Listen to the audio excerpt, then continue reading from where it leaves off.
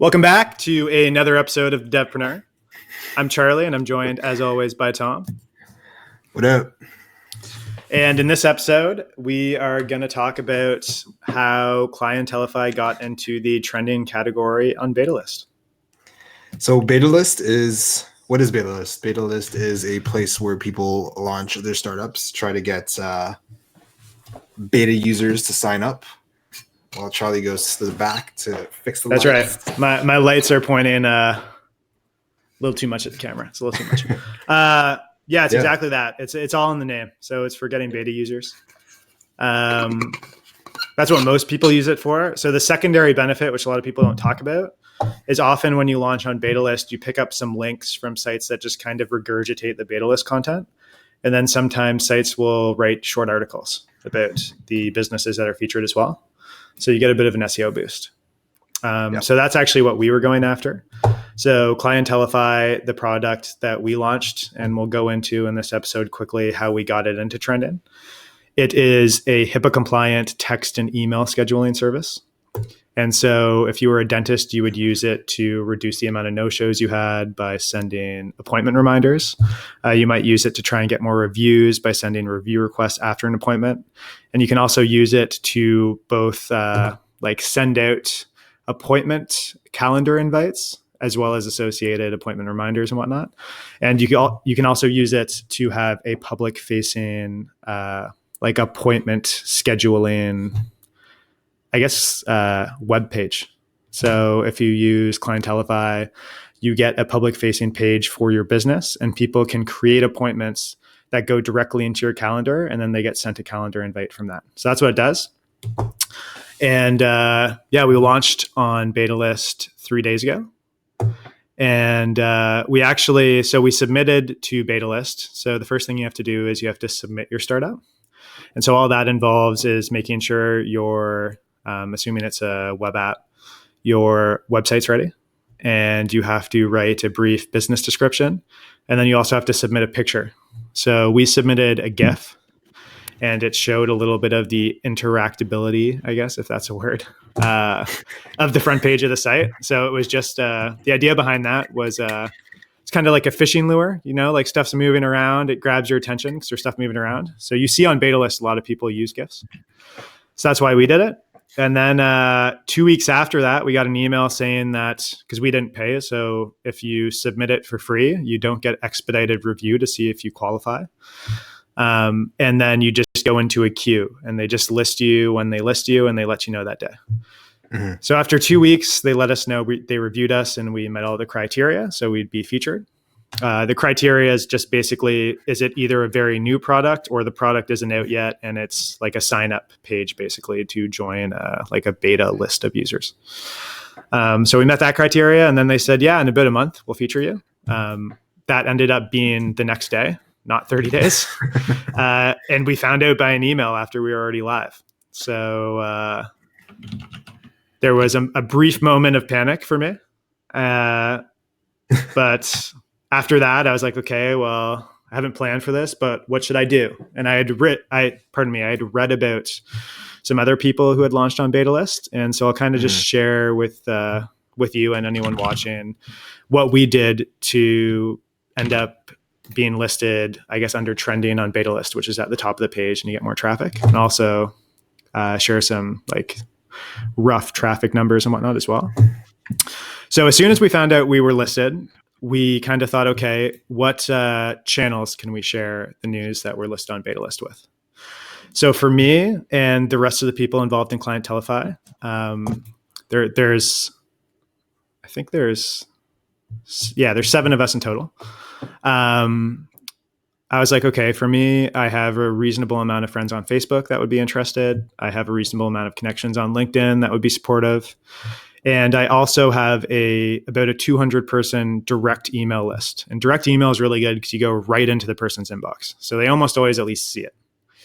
And so I sent it to those 3 channels. And then I also quickly wrote a blog post. I quickly wrote a post on indie hackers, and then I quickly wrote a post on DevTO. I don't think those 3 channels helped a lot. I think it was really the Facebook, LinkedIn, direct mail. I shared it on Twitter, but my Twitter account is super underrated. Only has 28 followers, so I don't think it helped me a lot. But who knows? Anyway, yeah, after sending out all those messages, I started getting a bunch of messages coming in, as well as some comments coming in on the beta list page. So I just tried to diligently answer those comments, as well as any questions my buddies had over email or Facebook or LinkedIn. So I answered those. And then pretty quickly, we ended up getting about 15, I guess, hearts or whatever you call it on beta list, like votes. Mm-hmm. And so that was the end of the first day. And we had a pretty healthy amount of comments as well, about as many. So the second day, we still weren't featured. Despite having, I think we had more hearts and comments than any of the other ones around us for the days before us, because we had just gone live. But we kind of just kept at it. So we kept answering questions because people who didn't see it the first day were also messaging me. So I got about as many questions the second day as I did the first day. And then that number grew to a little over 20 at the end of the second day. And then when I woke up the third day, we were trending. So really all it was just trying to get more votes than anyone else. And then just answering questions about why it was a cool product. And I think that helped convince people to support it or share it with their friends. Yeah. In terms of why it helps to go trending. So I noticed today, so this was our first day trending. It might be our last day. I don't know. Hopefully we're up for a couple days. I think often people do end up being trending for a couple days, but we'll see. We have had twice as much traffic from BetaList today as we did the first 2 days, even though we've had less votes come in. So the first 2 days we had a little over 50. I think we had about 60 visitors from BetaList on our site. And then today we've had about 100. Like not quite, but I think we're going to hit 100 before the end of the day. And so the really cool thing was the first day, I think we had about 5 people join our wait list. So that was we wanted to make sure we had a super clear call to action so that if we got listed on BetaList, and especially if we went trending, there was something for people to do if they were interested. So for us, that was, hey, we don't have a product out yet, as many people on BetaList don't. It's kind of the whole thing. But join our wait list and we'll give you 20% off when we do launch, and we'll reach out then. So the first day, we ended up getting 5 or 6 people join the wait list. 5 of them were people I already knew. Which is great. It's super awesome when your friends either could use the product themselves or want to support you and share it with people who might be able to use it. So it's still awesome that they did that. But I was really hoping we'd get kind of some more people I didn't know, so that it would kind of be like a warm outreach with people I didn't know before. But then at the end of the second day, and then after we were featured on BetaList the third day, we ended up getting, how many did we get? Almost 10 additional people join the wait list. So our conversion rate on the wait lists after we started trending on BetaList has been about 10%. And it was like closer to 5% before that. I have heard of people getting conversion rates of about 20 on BetaList before, because it is a community of people that like want to try new stuff, whatever. We're really happy with 10 because we're selling to small businesses in the kind of, I guess, like just small appointment-based businesses like dentists, optometrists, massage therapists, whatever. They do not hang out on BetaList. They definitely don't. Unless they're super teched up. I'm sure there's a couple.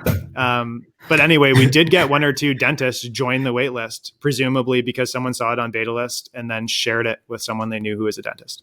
I'm just imagining like a dentist is like, man, it's got like a Bluetooth in.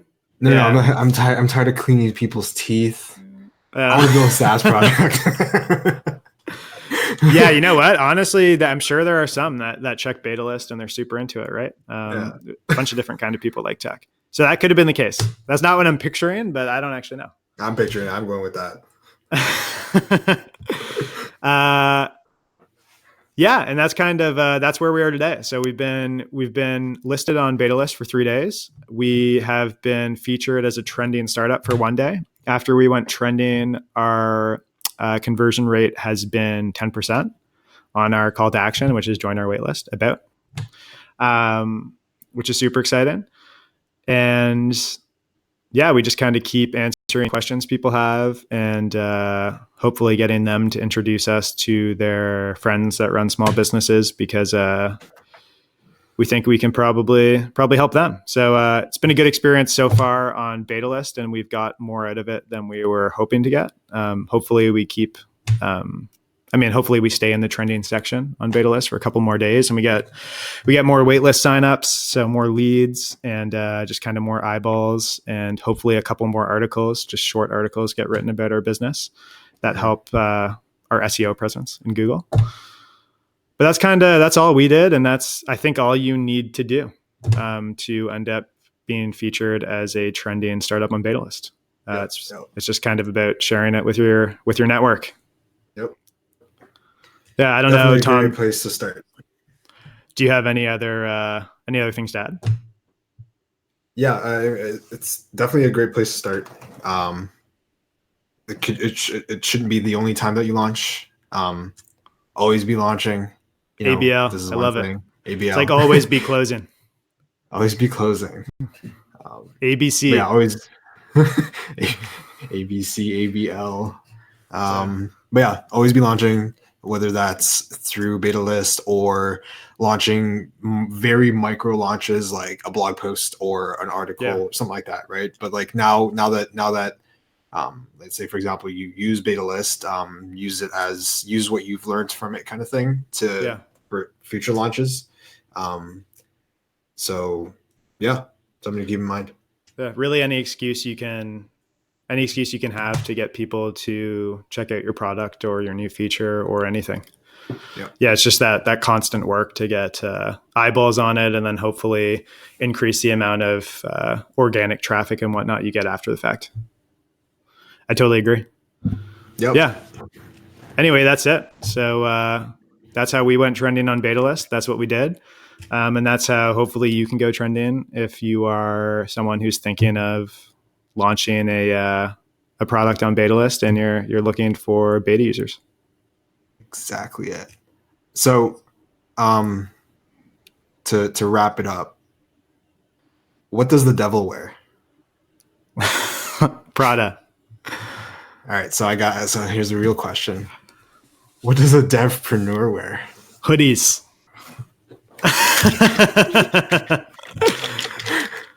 Hoodies and black turtlenecks. Except not turtlenecks, just t-shirts, but black t-shirts. Black t-shirts. Just black everything, actually. Yeah, if you can except maybe shoes. Maybe white shoes are okay. I'm not sure. Black is better. No, white is probably acceptable. You're going all in. Yeah, so speaking of DEVpreneurs, if you've never listened to or seen any of the podcast episodes, be sure to check us out. We are in most places you would listen to a podcast. Like I think we're on Stitcher. We are in, I can't remember, is it Google Play? Is that the Google podcast one? Anyway, we're there. We're in Apple Podcasts. I think we're on Spotify. We're in a bunch of places. So yeah, you can kind of just search for the DEVpreneur if you find videos like this helpful. I think the last one we did how to use YouTube to rank on the first page for a given search term. Mm-hmm. So that's a kind of cool SEO hack if you're willing to get in front of a camera, which is something that you quickly get over, I've learned. It's kind of like how you think you sound stupid. Yeah. You do, but you get over it. Just like you think you look stupid. You do, but you get over it. So subscribe to our podcast and check us out if you like the content. And if you don't, then don't subscribe because you won't like it. Yeah. Clear CDA. Clear CDA. If you don't like it, you don't have to subscribe. That's right. All right. See you guys in the next podcast. Catch you guys later.